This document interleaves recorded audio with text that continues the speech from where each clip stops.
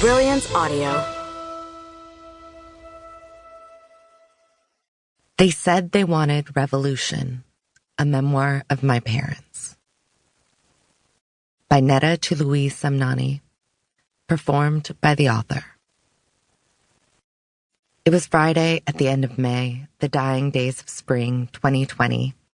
I was driving into Manhattan from my home in Brooklyn. It wasn't just the first time in 4 months that I was entering the city. It was also the first time that I had chosen to leave my apartment to go farther than the nearby park or the grocery store half a block away. New York City, or at least my small corner of it, was still largely quiet then, except for the ambulance sirens. The passing days were marked by that sound and by other musical interludes. The bars of Pop Goes the Weasel broadcast from the speakers of a dedicated ice cream truck, the improvised jazz played by a saxophonist somewhere in the cluster of nearby buildings. And every night at 7 p.m., the percussive applause celebrating the healthcare workers and first responders trying to save us from a new virus. But the city's usual noises, honking traffic, children playing, trucks idling, and neighbors shouting, the general din of city life had been snuffed out. Once night fell, it was still and quiet except for the sirens.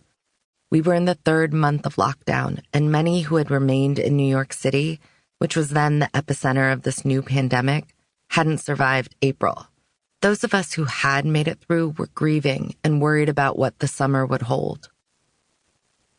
And now, something else was beginning. Earlier that week, on Memorial Day, George Floyd, a Black man, had been killed by police in Minneapolis, Minnesota. Protests against police brutality and for racial justice had started there, but were beginning to spread to other cities and states. The new civil rights movement, one that had started years earlier with the killings of Trayvon Martin and Michael Brown, was reigniting. The night before, scrolling through social media postings, I'd seen footage of a protest held in Union Square. I watched officers from the New York City Police Department pull people from the demonstration and into police vans. The images brought me up short. In this city, we had just watched makeshift hospitals built and refrigerated trailer trucks turned into morgues. We knew the threat of the virus and how to keep ourselves safe, distance, hygiene, and masks. And yet, here were protesters pushed together, their masked faces, their loud cries, and their wide eyes revealing both grief and rage. Rage which is more than anger. Rage which needs release and so demands action. Rage which grows and grows and grows like fire. It was clear to me that something was breaking open. I was sure of this, the way a journalist sometimes just knows a story is about to begin but can't explain how they know.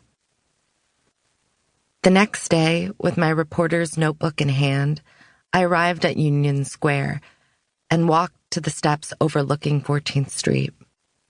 I introduced myself to a handful of people, all masked, who were finishing up writing on their cardboard signs. There were bouquets at their feet. They told me the flowers were for a vigil for Floyd, scheduled to take place in downtown Brooklyn later in the afternoon. But first, they were heading down to City Hall, where people were gathering. I looked up and nodded towards the scrum of roughly 50 NYPD officers and the dozen police vans. "Are you nervous?" I asked one of the young men, a student in his early 20s. He shook his head. He told me that as a Black Latino, he felt his place was to be on the streets, demanding justice, even if that meant risking his arrest, his safety, and his health. I glanced at the cops and the vans, and then back at the young, thin man with his mask pulled down under his chin, revealing a broad, infectious smile. My heart tightened for a moment. In his face was the echoed image of so many before him, students who'd marched face to face with injustice and had demanded the status quo bend to their will.